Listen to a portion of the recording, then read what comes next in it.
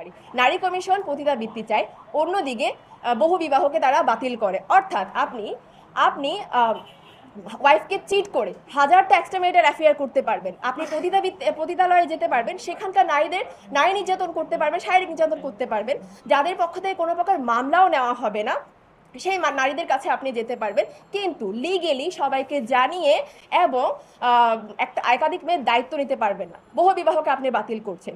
তাহলে এর দ্বারা আসলে কাদেরকে বেনিফিট দেওয়া হচ্ছে, এই প্রশ্ন কিন্তু থেকেই যাচ্ছে। আমি অ্যাজ এ নারী হিসাবে এই এই অসঙ্গতির স্ট্রংলি অপোজ করি, এবং আমি বিশ্বাস করি এর দ্বারা হচ্ছে নারীদের অবমাননা করা হচ্ছে, এর দ্বারা নারীদেরকে আরও বেশি বৈষম্যের এবং হচ্ছে বৈষম্যের শিকার হওয়ার সুযোগ করে দেওয়া হচ্ছে।